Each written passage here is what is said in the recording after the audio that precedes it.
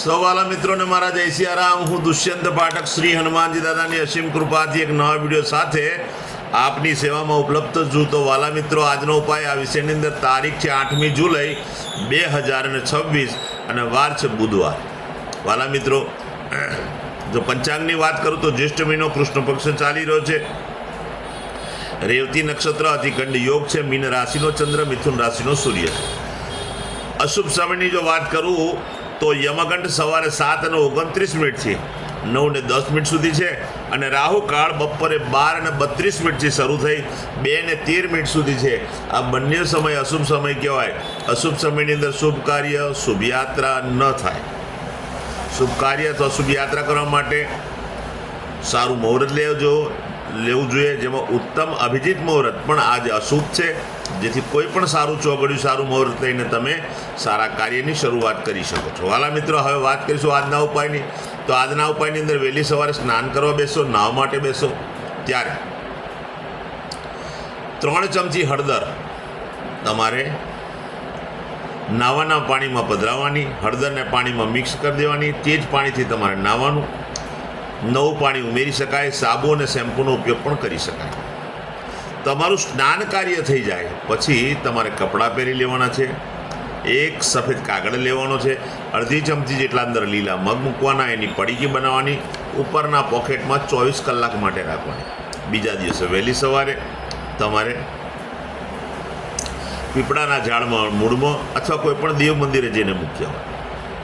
બીજું કાર્ય, 23 ઇલાયચીની માળા લેવાની. 23 ઇલાયચીની માળા ગણપતિ દાદાના મંદિરે જઈ અથવા કોઈ પણ મંદિરે જઈ ગણપતિ દાદાને એ ઇલાયચીની માળા અર્પણ કરવાની છે. સાથે સાથે દરોને ગોળ અર્પણ કરવાનો છે. દર્શન કરવાના છે.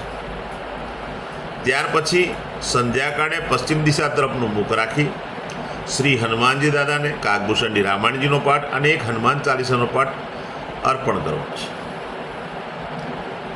રાત્રે સૂતા પહેલાં પોતાની જ પથારીમાં બેસવાનું. પલાઠી વળવાની. ઓમ કૃષ્ણાય વાસુદેવાય હરે પરમાત્મને પ્રણત ક્લેશ નાશાય ગોવિંદાય નમો નમઃ. આ મંત્ર યથાશક્તિ જપવાનો છે.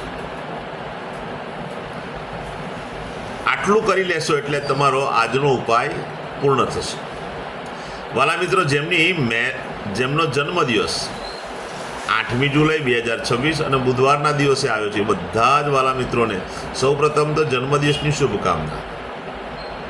શ્રી હનુમાનજી દાદા તમારી મનોકામના પૂર્ણ કરે, તમને બલ, બુદ્ધિને વિદ્યા આપે, તમારું અને તમારા પરિવારનું રક્ષણ કરે. ઉપાયના ભાગરૂપે મેં કહ્યું તે પ્રમાણે સ્નાન કરવાનું છે અને ત્યાર પછી મેં કહ્યું તે પ્રમાણે ગણપતિ દાદાના મંદિરે જઈને ગણપતિ દાદાને 23 ઇલાયચીની માળા પહેરાવવાની છે. સાથે દરો અને ગોળ પણ દાદાને અર્પણ કરવાનું છે. દર્શન કરવાના, ભગવાનના આશીર્વાદ મેળવવાના છે.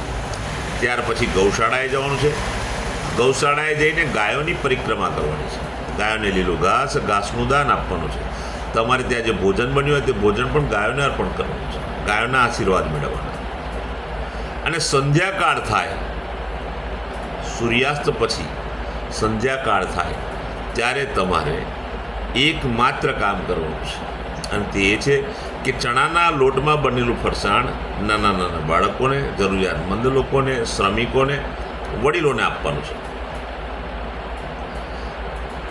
અથવા કોઈ પણ મીઠાઈ હશે જેનો રંગ પીળો હશે તે તો તમે આપી શકો. કોઈ પણ ફળ આપી શકો જેનો રંગ પીળો હોય તે પણ આપી શકો. બસ આટલું કરી લો, ઇનફ છે. જેમની મેરેજ એનિવર્સરી 8 જુલાઈ 2026 અને બુધવારના દિવસે બધા જ વાલા મિત્રોએ સવારે સ્નાન કરવાનું, વડીલોના ચરણ સ્પર્શ, આશીર્વાદ લેવાના. પછી ગૌશાળાએ જવાનું છે.